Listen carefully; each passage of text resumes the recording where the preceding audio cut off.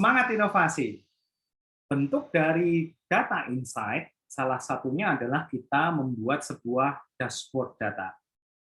Dashboard data pada umumnya adalah kombinasi antara tampilan grafis dan juga tampilan kuantitatif atau by number dan juga adanya keterangan-keterangan tertentu. Dan biasanya dashboard modern dilengkapi dengan kemampuan untuk bagi penggunanya itu secara mandiri mengeksplorasi data yang ada di dalam dashboard tersebut. Sehingga seolah-olah data di dalam dashboard yang ditampilkan itu bisa kita lihat satu persatu apa bentuk dan juga variabel di dalamnya. Nah, di samping saya terlihat salah satu contoh yang menurut saya cukup menarik, bahwa data dashboard ini bisa ditampilkan untuk memperlihatkan banyak hal. Implementasi dashboard ini sering kita temui misalnya dalam dashboard Key Performance Indicator dalam sebuah organisasi, atau dashboard-dashboard lain yang biasanya digunakan untuk memonitor kondisi aktivitas atau proses bisnisnya. Bisa terkait marketing, bisa terkait dengan akademik, bisa terkait dengan human resource performance, dan lain sebagainya. Nah, yang perlu diperhatikan, dashboard ini sebenarnya sangat kontekstual atau kontekstual terkait dengan apa yang ingin ditampilkan dalam dashboard tersebut. Sebuah dashboard tentu saja tidak bisa disamakan, bahkan mungkin standarisasinya juga cukup sulit, tergantung dari masing-masing pembuat dan juga kepentingan organisasinya. Nah, untuk mempertajam itu, maka dashboard ketika mau dibuat perlu memperhatikan beberapa hal. Jadi yang penting adalah pertama, kita harus mendefinisikan bisnis objektifnya apa. Tampilan dashboard itu bukan hanya menampilkan semua data, tapi apa objektifnya. Itu harus clear.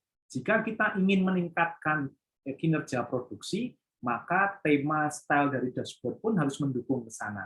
Kita ingin melihat performance indicator dari KPI-nya pegawai kita misalnya, pun demikian juga harus seperti itu, dan lainnya.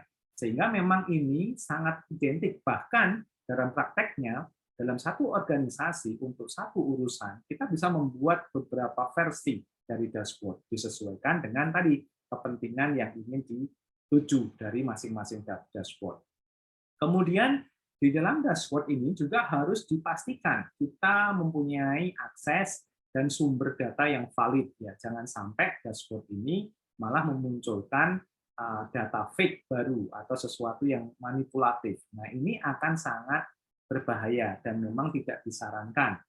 Dan kalau bisa dihindari sebenarnya. Karena kita harus ingat 8 prinsip dari data storytelling adalah kita harus to be honest dan to be clear. Ya.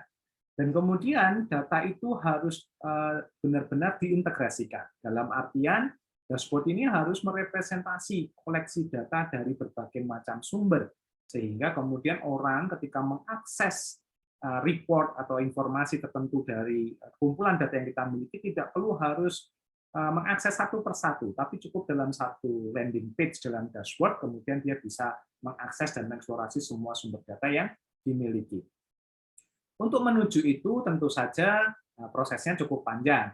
Mungkin gambar ini sebenarnya menjelaskan proses secara summary dari sumber data source datanya, kemudian masuk ke dalam data warehouse atau data lake yang kita pakai sebagai storage, nanti kemudian kita membuat data katalog agar memudahkan kita memanggil datanya, dan kemudian dashboard itu menempati data analitik dan aplikasi.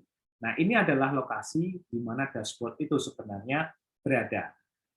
Nah, harapannya tentu saja untuk mempermudah itu sebenarnya kita bisa menggunakan data analitik software untuk membuat dashboard. Sekarang banyak sekali jenisnya dan banyak sekali yang bisa kita pakai.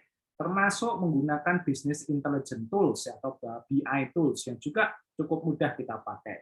Sebut saja kalau di punyanya Microsoft semacam Power BI, data Google Studio, Tableau, atau mungkin yang open source seperti Grafana, dan lain sebagainya. Intinya adalah pilihan tools tadi disesuaikan dengan kebutuhan analisis atau data insight yang ingin kita lakukan. Dan lebih penting lagi adalah dashboard itu harus punya kemampuan self-service analytics. Jadi seorang user itu tidak hanya melihat, tetapi dia juga bisa mengubah variabel. Dia bisa juga menggeser range waktu dan lainnya, sehingga pada titik tertentu dia seperti bermain dengan dashboard yang kita buat. Ketika itu terjadi, maka si pengguna ini akan terasah data insight-nya. Itu sebenarnya manfaat ultimate dari adanya dashboard. Jadi bukan sekedar hanya menampilkan data semata. Ini adalah contoh, saya akan jelaskan satu persatu di segmen contoh-contoh penerapan visualisasi dengan data insight. Semangat inovasi!